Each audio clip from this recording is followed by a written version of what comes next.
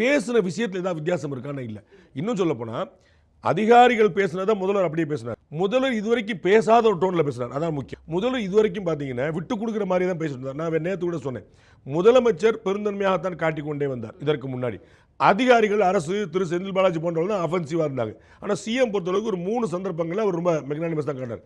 இன்னைக்கு அதிகாரிகள் சொன்னது அத்தனையுமே அவர் வாயால சொன்னனால அவர் அந்த ஸ்டாண்டுக்கு வந்துட்டார். நீங்க பொறுப்பா நடந்துக்கல, நீங்க வேற டைம் சொன்னீங்க, நீங்க வேற டயத்துக்கு வந்தீங்க. விஜய் அவருடைய பேரை சொல்லாம ஒரு தாவேகா கட்சியை பேர் சொல்லிட்டாரு. திரு விஜய் அவர்களோட பேரை சொல்ல அவர் தப்பான நேரத்துக்கு வந்தாரு. அவரை வரவேற்றாங்க, அவர் உள்ள வரல. அதிகாரிகள் இங்க நின்று பேசிடுங்கன்னு சொன்னாங்க, இல்ல நாங்க மீறி பேசணும்னு சொல்லிட்டு போனாங்க அப்படின்னு அதிகாரிகள் எதெல்லாம் நமக்கு வீடியோ போட்டு காட்டினாங்களோ அதை பூரா சிஎம் சொல்லிட்டார். ஆக்சுவலாக இதை பூரா சிஎம் சொல்லலை. சிஎம் இதுக்கு முன்னாடிலாம் பார்த்தீங்கன்னா இன்னைக்கு அவரே குறிப்பிட்டது போல நம்ம எந்த தலைவரும் தன்னுடைய தொண்டர்கள் சாக விரும்ப மாட்டாங்க அப்படின்னு அந்த மாதிரி ஒரு சப்போர்ட்டிவ் டோனில் தான் போட்டார். பட் அங்கேருந்து பதிலுக்கு என்ன கிடைக்கலையானு தெரியல. அது அப்படியே வேற ஒரு டோனு அதிகாரிகள் டோனையும் அவர் எடுத்துட்டார்.